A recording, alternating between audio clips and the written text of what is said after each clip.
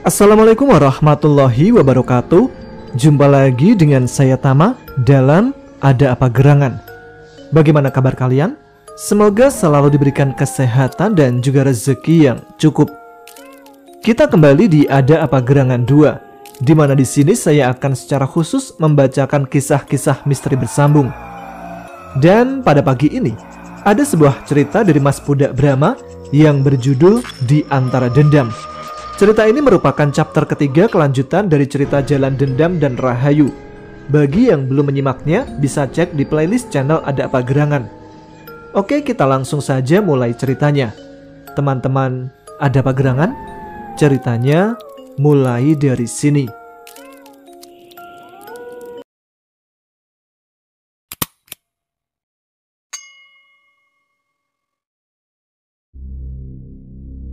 Lewat cermin, Galil dan Mari menyaksikan apa yang terjadi di pondok. Keduanya berharap upaya adu domba antara Mian dan Mbah Pram akan berjalan sesuai rencana. Sayang Kilugut tidak benar-benar bisa memperkosanya. Andai berhasil, rencana kita akan semakin mulus, ujar Mari. Kita lihat saja, semoga susuk si rambut merah mampu bekerja maksimal, balas Galil. Kejadian yang menimpa Sari adalah ulah dari Galil dan Mari. Keduanya mencari tahu keberadaan Sari. Setelah berhasil, Mari mengirim jin untuk mencuri rambut Sari untuk digunakan sebagai sarana teluh. Kemudian mereka pun meneluh Sari. Saat Mbah Pram berusaha mengobati Sari, Mari diam-diam menyusupkan susuk hidup ke tubuh Mbah Pram serta ujung ulung. Karena kehebatannya, hal ini tidak terdeteksi oleh Mbah Pram dan juga ujung ulung. Begitu masuk, susuk Mari langsung mengunci jalur sirkulasi energi korbannya. Hal inilah yang membuat Mbah Pram tidak mampu mengusir teluh di tubuh Sari. Mari tidak berani melakukan hal tersebut ketika Mian yang melakukan pengobatan. Ia tahu Mian pasti mampu mendeteksi serangan susuknya. Lagi pula, sakitnya Sari hanyalah sebuah awal dari rencana jahatnya. Ketika Mian telah pergi dan Sari hanya sendiri, Mari pun menjalankan rencana utamanya. Di tengah kesunyian malam, Mari mengirim Kilugut, salah satu budak kepercayaannya, untuk memperkosa Sari. Untuk melancarkan tugas Kilugut, Mari juga mengirim beberapa jin dengan tugas memancing Mbah Pram dan ujung ulung menjauh dari kamar Sari. Sebelum melakukan tugas, dengan ilmunya Kilugut mengubah wujud menjadi seperti Mian. Setelah itu Kilugut pun langsung melompat ke tubuh Sari. Pergumulan pun terjadi. Sari meronta, berjuang melepaskan diri dari tindihan Kilugut. Aliran energi Kilugut memicu energi Catur Tunggal dan Wijaya Kusuma bereaksi. Kedua energi tersebut segera membentuk perisai serta menyerang balik Kilugut. Meski terbatas, serangan kedua energi itu mampu membuat Kilugut sesak nafas. Ia pun segera meloncat turun dari tempat tidur. Di saat itulah Mari memerintahkan Kilugut untuk pergi. Mari dan Galil semakin fokus menatap cermin. Keduanya benar-benar berharap segala sesuatunya berjalan sesuai rencana. Jika Mian sampai membunuh si Pram, semua pendukungnya pasti akan berbalik memusuhi, gumam Mari. Sementara itu di pondok, Mbah Pram menyerang Mian dengan sengit. Ia bahkan telah menggunakan senjata cacing kandil andalannya. Mian sendiri memilih hanya bertahan dan tidak sekalipun menyerang balik. Agak jauh dari Palagan, ujung ulung sedang dilanda dilema. Ia masih sulit mempercayai Mian telah melakukan perbuatan keji kepada Sari. Di tengah kebimbangan itulah Mari berusaha meracuni akal ujung ulung lewat susuknya. Perlahan ujung ulung pun terbawa oleh hasutan tersebut. Tidak lama kemudian, jin dari Kedung Menur itu ikut menyerang Mian. Mian meloncat mundur. Ia bisa merasakan keberadaan energi gelap yang ada dalam tubuh Mbah Pram dan ujung ulung. Untuk mengusir energi itu, satu-satunya jalan adalah menyerang mereka. Dikarenakan tidak memiliki pilihan, Mian memutuskan untuk menyerang. Sasaran pertama Mian adalah ujung ulung. Dia memburu jin itu agar bisa memasukkan energi Catur Tunggal ke dalam tubuhnya. Untuk melakukan hal tersebut, Mian sengaja mengajak ujung ulung beradu kekuatan secara langsung. Benturan demi benturan yang terjadi menimbulkan suara letusan dan percik bunga api. Di pinggir Palagan, Kiai Maksum menyuruh semua orang untuk kembali ke kamarnya masing-masing. Ia tak ingin mereka kebingungan dan terkena efek samping dari pertempuran. Kiai Maksum sendiri tetap ada di sana untuk menjaga Brahma dan Sari. Ujung ulung akhirnya tumbang dan terkapar di tanah. Mian pun mengalihkan perhatiannya kepada Mbah Pram. Karena kemampuan Mbah Pram lebih lemah, Mian dengan cepat berhasil mendesaknya. Satu persatu serangan Mian mengenai tubuh laki-laki yang sedang diamuk amarah itu. Di saat Mian hampir menyelesaikan pertarungan, tiba-tiba saja ia merasakan adanya energi gelap berkekuatan besar mendekat. Energi itu menuju ke arah Mbah Pram dan Kiai Maksum. Tanpa berpikir panjang, Mian segera membagi diri menjadi dua. Di saat yang sama, sesosok bayangan hitam muncul dan langsung menghantam punggung Mbah Pram. Laki-laki tua itu pun terjungkal sambil memuntahkan darah segar. Beruntung Mian berhasil meraih tubuhnya dan segera menyalurkan energi untuk menyelamatkan nyawa Mbah Pram. "Mengapa kau setega itu, An?" seru Kiai Maksum sambil berlari menghampiri. "Bukan aku yang melakukannya, Kiai," jawab Mian. "Kau pikir mataku buta? Sudah jelas tidak ada orang lain di tempat ini," bantah Kiai Maksum dengan marah. Mian terdiam sambil memandangi tubuh Mbah Pram yang dipeluk Sari di tanah. Ia tidak tahu bagaimana harus menjelaskan semua kejadian itu kepada Kiai Maksum. Apalagi sosok jin yang menyerang Mbah Pram telah menghilang. Dikarenakan tidak tahu harus berbuat apa, Mian segera membagi diri, menyambar Brahma, Sari, Mbah Pram dan Ujung Ulung, lalu melarikan diri dari tempat tersebut. Kejadian di pondok Kiai Maksum dengan cepat menyebar, baik di alam manusia maupun jin. Mereka yang mengenal dekat Mian tentu saja tidak percaya, sedangkan yang tidak menganggap hal itu bisa saja terjadi. Mereka berpandangan Mian bukanlah malaikat atau nabi yang terbebas dari kesalahan hingga bisa saja terjerumus dalam godaan setan. Kabar itu juga terdengar oleh Dewi Roro Petak. Penguasa Kedung Menur itu pun murka dan mengirim utusan ke Lawu untuk meminta pertanggungjawaban. Kedatangan mereka disambut Moza, Maina dan Condromowo. Suasana menjadi panas ketika para utusan itu tidak menemukan Mian di sana. Hampir saja terjadi perang tanding antara Condromowo dan pemimpin utusan Kedung Menur. Beruntung Ki Jala Awu segera datang dan meminta semua untuk menahan diri. Setelah bernegosiasi, akhirnya semua setuju jika masalah akan diselesaikan saat Mian telah diketahui keberadaannya. Di Baluran, Ki Wanawenang memilih untuk menunggu perkembangan situasi. Ia sendiri tidak percaya Mian akan melakukan perbuatan keji. Akan tetapi, Ki Wanawenang juga menyadari Mian adalah manusia biasa yang tak luput dari kesalahan dan kekhilafan. Untuk membantu menjernihkan masalah, Ki Wanawenang mengizinkan Candrasa pergi ke Lawu. Kepergian Candrasa juga dimaksudkan untuk menjaga Moza dan Arum dari ancaman pihak-pihak yang berseteru dengan Mian.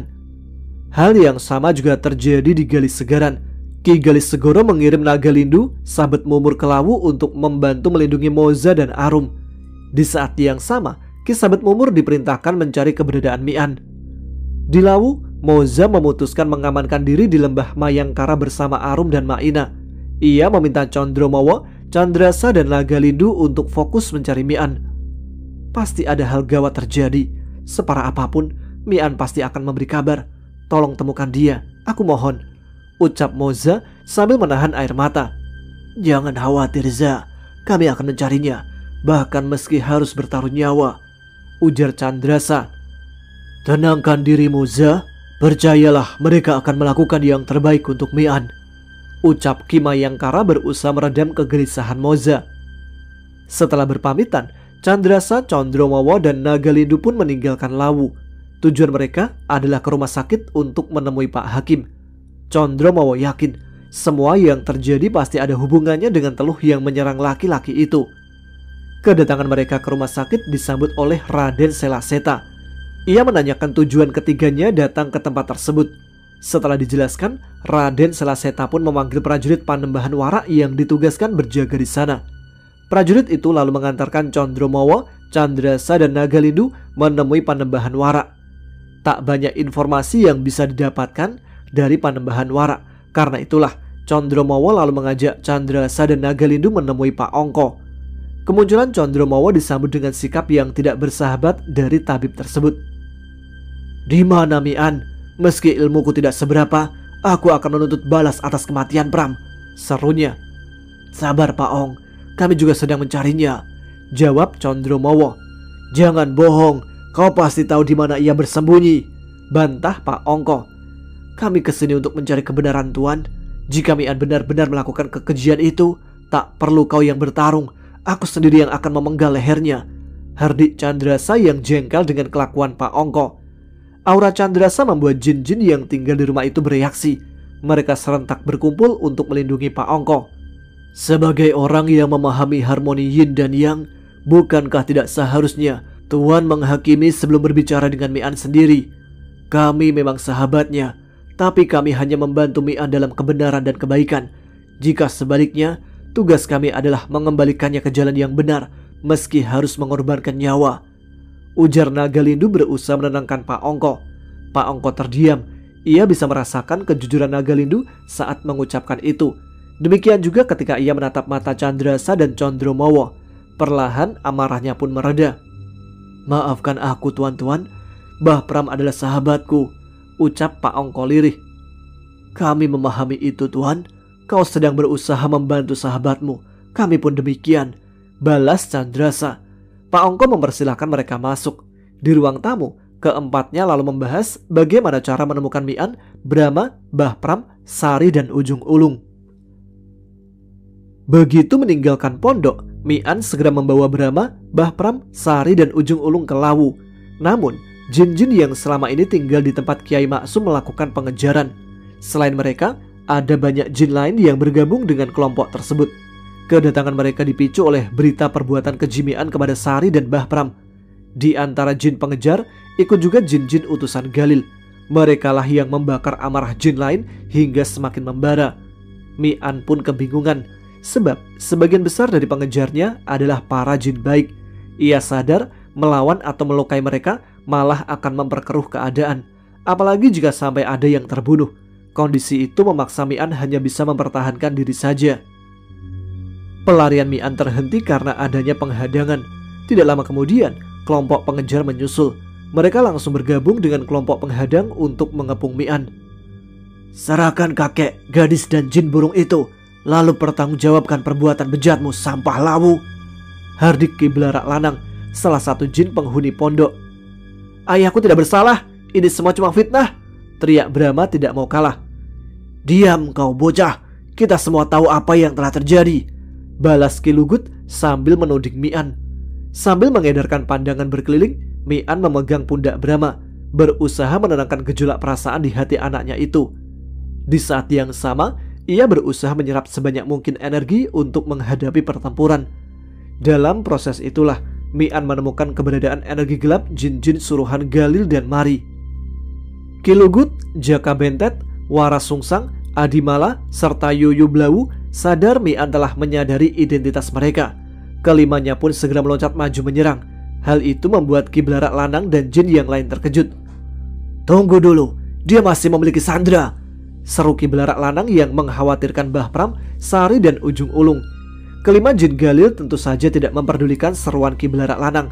Keberadaan Mbah Pram, Sari, Ujung Ulung dan Brahma di Palagan malah menguntungkan mereka. Ki Lugut, Adimala, Waras Sungsang, Yoyo Blawu dan Jaka Bentat bahkan tidak segan-segan mengarahkan serangan ke arah Mbah Pram, Sari, Brahma serta Ujung Ulung untuk mengacaukan konsentrasi Mian. Mian dan kembarannya pun harus berjuang keras untuk melawan, sekaligus melindungi Mbah Pram dan yang lain. Hal ini membuat Ki Belarak Lanang dan para pemimpin jin pengejar kebingungan. Mereka mulai mempertanyakan kebenaran perbuatan keji Mian. Apalagi setelah Ki Lugut dan kawan-kawannya tak bisa lagi menyembunyikan energi gelap keluar dari ilmunya masing-masing. Bagaimana kisah sebenarnya, Ki? Ini aneh.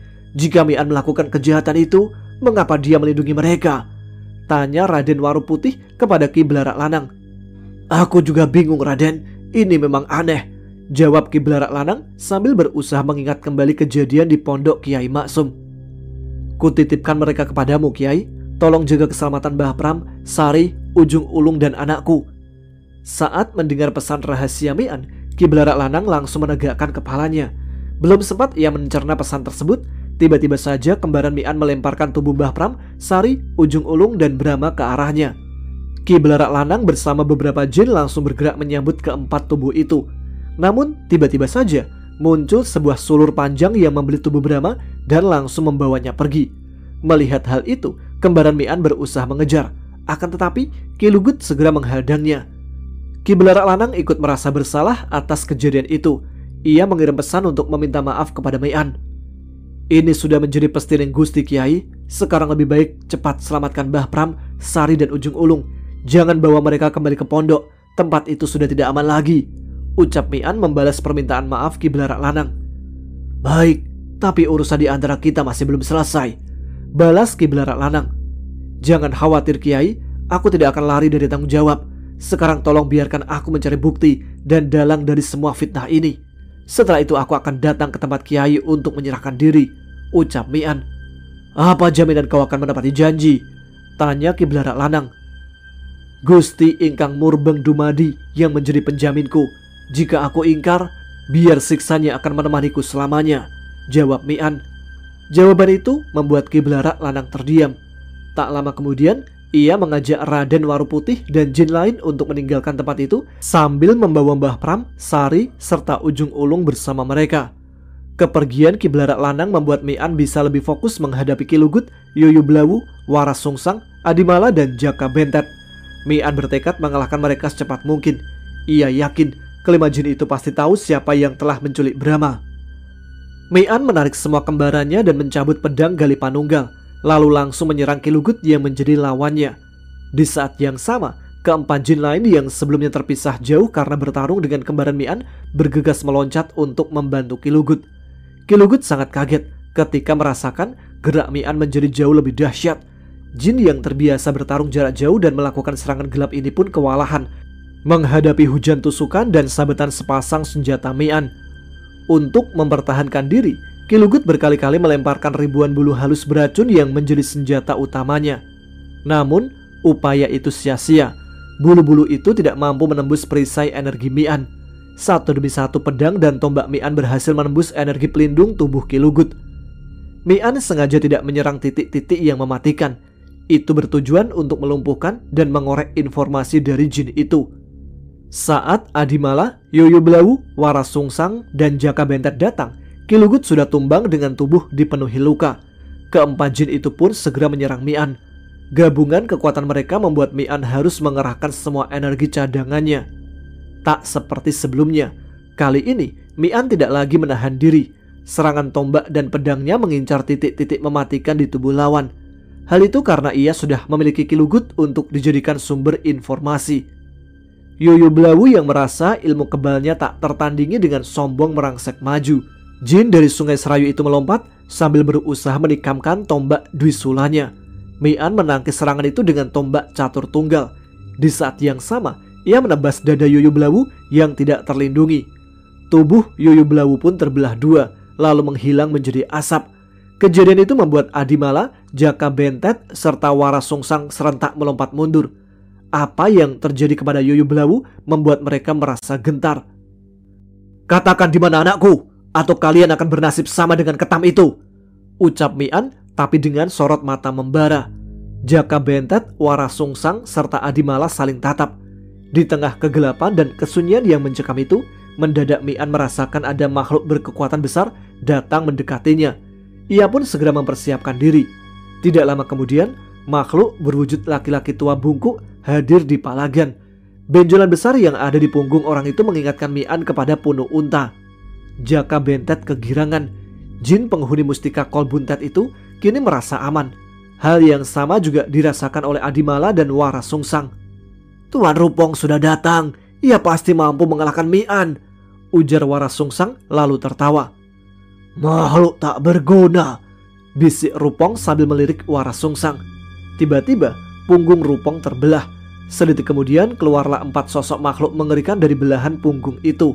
Secepat kilat mereka melesat ke arah Ki Lugut, Jaka Bentet, Adimala, dan Waras Sungsang. Kecuali Ki Lugut, ketiga jin yang lain berusaha melarikan diri. Namun gerak mereka kalah cepat. Jin-jin Rupong berhasil menangkap ketiganya dan langsung membawa mereka ke dalam punggung Rupong. Mian mengamati semua itu dengan jantung berdebar. Jaka Buntat, Adimala, dan Waras Sungsang bukan jin berkemampuan rendah. Fakta jika ketiganya bisa dengan mudah dikalahkan membuktikan kemampuan Rupong sangatlah tinggi. Mian pun menyarungkan pedang Gali Panunggal, lalu kembali melebur tombak catur tunggal ke dalam tubuhnya. Rupong menatap Mian. Juru perahu Galil itu berusaha menakar kemampuan Mian. Jangan bertindak semaumu sendiri, Ru. Cepat suruh dia menyerah. Perintah Mari membuat Rupong mengurungkan niat untuk menjajal kemampuan Mian. "Jika kau ingin tahu di mana anakmu, menyerahlah," ucap Rupong sambil menatap mata Mian. "Dengan ilmu setinggi itu, kau masih mengandalkan cara yang licik. Benar-benar memalukan Mandalamu, Tuan," balas Mian berusaha memancing harga diri Rupong. Wajah Rupong memerah menahan amarah. "Kau tentu tahu jika aku harus menuruti perintah majikanku. Jika tidak, aku pasti memilih bertarung denganmu," ujarnya. "Jika aku tidak mau menyerah, bagaimana?" tanya Mian. "Maka jangan harap kau akan bertemu anakmu lagi," jawab Rupong. Mian tahu tak punya pilihan. Ia pun menarik semua energinya dan berdiri tanpa pertahanan. Tak lama kemudian, punggung Rupong kembali terbelah. "Jangan pikir aku sebodoh itu. Cepat satukan kembali kembaran yang baru saja kau lepaskan," perintah Rupong. Mian tersenyum. Ia lalu menyatukan diri lagi dengan kembarannya. Usai Mian melakukan itu, barulah Rupong mengeluarkan jin untuk menangkap dan mengurung Mian di punggungnya. Kemudian Rupong segera pergi kembali ke tempat Galil dan Mari. Di rumahnya, Mari tersenyum puas menyaksikan apa yang terjadi. Ia sudah membayangkan akan menjadikan Mian sebagai salah satu budak terkuatnya. "Menurutmu siapa yang menculik bocah itu, Mar?" tanya Galil tiba-tiba. "Entah, kejadiannya terlalu cepat. Akan tetapi, makhluk itu secara langsung telah membantu keberhasilan misi kita," jawab Mari. "Lalu bagaimana dengan Hakim, Mar? Apa langkah kita selanjutnya?" "Pelan-pelan, Lil. Kita selesaikan dulu urusan Mian ini. Setelahnya, biar dia yang menjadi pembunuh Hakim. Lawan serta saingan kita dengan gratis, tanpa tumbal seperti makhluk-makhluk peliharaan kita yang lain," ujar Mari. Awalnya, Galil dan Mari sudah merasa aman sampai terdengar kabar tentang kemunculan utusan baluran serta Galih Segaran. Keduanya pun sadar rencana adu domba mereka terancam gagal. Untuk memperbaikinya, Mari segera meminta Rupong mempercepat proses pengambil alihan tubuh Mian. Rupong pun menuruti perintah Mari. Ia bergegas pergi ke sebuah pohon besar yang ada di belakang rumah. Sesampainya di sana, Rupong membaca mantra. Tak lama kemudian, muncul sebuah lubang di pohon tersebut. Rupong bergegas memasukinya. Setelah itu, lubang di pohon pun menghilang dan kembali seperti semula. Di dalam pohon, Rupong duduk bersila. Sambil memejamkan mata, ia meletakkan kedua tangan di lututnya. Setelah itu, barulah bibirnya mengucapkan mantra-mantra. Tak lama kemudian, seluruh tubuh Rupong diselimuti asap hitam dan menghilang. Di lain tempat, Mian sadar ia sedang berada di dimensi lain. Sebuah ruang yang sepenuhnya dikendalikan oleh si pemilik dimensi. Mian pun berusaha mencari tahu bentuk dan isi dimensi tersebut. Mian melihat berkeliling. Ruangan itu berisi banyak makhluk berbagai wujud. Sebagian berkeliaran bebas, sebagian lagi terlilit ular seperti dirinya. Saat menatap ke seberang, terlihat Adimala, Waras Sungsang, Jaka Bentet, dan Kilugut tergantung terbalik dalam wujud aslinya masing-masing. Aura energi gelap di tempat itu sangatlah pekat. Energi tersebut berusaha menerobos masuk ke dalam tubuh Mian melalui hidung, mata, mulut, telinga, dubur, alat vital, dan pori-porinya. Mian bisa merasakannya lewat benturan energi gelap tersebut dengan energinya. "Biasanya aku membiarkan proses pengambil alihan itu berjalan alami, sebab aku sangat menikmati setiap detik penderitaan mangsaku," ucap Rupong yang tiba-tiba saja berdiri di depan Mian dengan ditemani 4 pengawal. Mian menatap Rupong yang kini berwujud seorang laki-laki tampan bertubuh atletis. Sambil tersenyum, Rupong menatap balik. "Mengapa kau melihatku seperti itu?" "Kaget, inilah wujudku yang sebenarnya," ucap Rupong. Mian tersenyum. "Hidup di dunia ilusi memang indah, tapi tetap saja semua hanya ilusi," balasnya. Wajah Rupong memerah. Ucapan Mian telah melukai perasaannya. Secepat kilat ia menghantam dada Mian dengan kedua telapak tangannya, disusul kemudian oleh keempat pengawalnya. "Kita lihat saja, apa kau masih bisa sesombong itu saat sudah menjadi budak?" ejek Rupong sambil berusaha menembus energi pelindung Mian. Mian berusaha menarik energi dengan ilmu Puspa Manunggal. Akan tetapi, usahanya tidak membuahkan hasil. Mian pun berusaha mencari cara untuk keluar dari dimensi itu sebelum energinya habis diserang Rupong.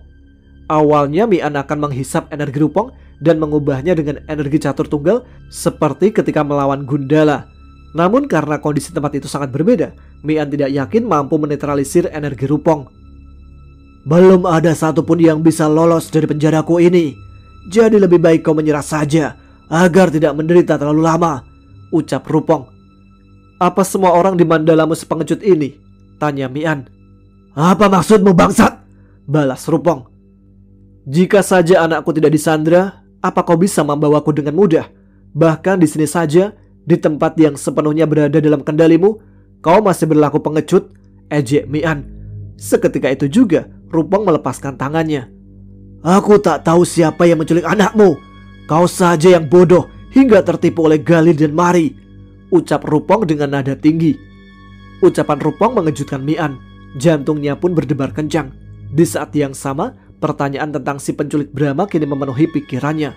Di tengah kegalauan itu, tiba-tiba saja Mian merasakan lilitan ular mengendur dan akhirnya lepas. Aku mau nerima tantanganmu, An. Akan kubuktikan aku bukanlah seorang pengecut, ujar Rupong dengan tatapan membara. Mian tersenyum tipis. Ia pun bersiap melawan dan mengalahkan Rupong secepat mungkin. Begitu Rupong mengeluarkan pedang, Mian segera menarik tombak catur tunggal dan langsung menyerang. Pertarungan berlangsung sengit. Serangan Rupong datang seperti badai. Mian sendiri memilih bertarung dengan hati-hati untuk menghemat energi. Karena itu, ia lebih banyak menghindar daripada menerima serangan Rupong. Ini kau sebut pertarungan, ha? Ejek Rupong sambil terus mengejar Mian. Mian tidak menjawab. Ia fokus untuk menemukan celah untuk menyerang Rupong dengan telak. Di saat Mian sedang berjuang membebaskan diri, Pak Ongko, Chandrasa, Condromawa dan Nagalindu sedang melacak keberadaan Galil serta Mari. Berdasarkan keterangan Widya, mereka pun berusaha mencari informasi dari Freddy, Franz, dan Miranda. Untuk mempersingkat waktu, keempatnya sepakat berpencar. Sementara itu, Ki Sabet Mumur dan pasukannya berkeliling di sekitar pondok Kiai Maksum. Kedatangan mereka disambut sinis oleh jin-jin di sana. Kesabaran Ki Sabet Mumur benar-benar diuji ketika menghadapi mereka. Semua pergerakan Ki Sabet Mumur diawasi oleh Ki Blarak Lanang dan Raden Waruputih. Bagaimana menurutmu, Raden? Tanya Ki Blarak Lanang. Galis Segaran Mandala besar, Kiai. Aku yakin mereka tidak akan mengorbankan kehormatannya untuk membantu manusia keji seperti Mian. Tapi jika mereka lebih memilih kedekatan daripada kebenaran, aku tak tahu lagi, jawab Raden Waruputih. Ki Blarak Lanang terdiam. Setelah berbicara dengan Mian waktu itu, Ki Blarak Lanang sebenarnya mulai ragu Mian benar-benar akan memperkosa Sari. Apalagi dalam pertempuran, ia menyaksikan Mian malah berjuang menyelamatkan Mbah Pram, Sari, Brahma, dan Ujung Ulung. Soal Mian, aku masih belum sepenuhnya yakin, Raden. Bisa saja ia memang difitnah. Toh pada kenyataannya, kita tidak benar-benar tahu apa yang sebenarnya terjadi, ujar Ki Blarak Lanang. Raden Waruputih menatap Ki Blarak Lanang. Lalu apa yang harus kita lakukan sekarang, Kiai? Apakah kita harus mempertemukan mereka dengan Mbah Pram dan Sari? Tanyanya. Mungkin itu lebih baik, Raden. Siapa tahu Galis Segaran mampu mengobati mereka, jawab Ki Blarak Lanang. Setelah berpikir, Raden Waruputih dan Ki Blarak Lanang sepakat untuk menemui Ki Sabet Mumur. Mereka lalu mengajak Ki Sabet Mumur ke tempat Raden Waruputih. Di sana, sambil memperlihatkan tubuh Mbah Pram serta Sari, Ki Blarak Lanang menceritakan apa yang terjadi di pondok Kiai Maksum, termasuk penculikan Brahma. Ki Sabet Mumur memeriksa keadaan Mbah Pram dan Sari. Saat menyalurkan energi, Ki Sabet Mumur segera menyadari Mbah Pram serta Sari tidak terluka oleh energi Mian. Ia pun memberitahukan hal itu kepada Ki Blarak Lanang dan Raden Waruputih. Aku tahu energi Mian. Percayalah, bukan dia yang menyerang mereka, ujar Ki Sabet Mumur. Lalu apa saranmu, Ki? Tanya Ki Blarak Lanang. Apa boleh mereka kubawa ke Lawu? Istri Mian memiliki kemampuan untuk mengobati luka-luka mereka, jawab Ki Sabet Mumur.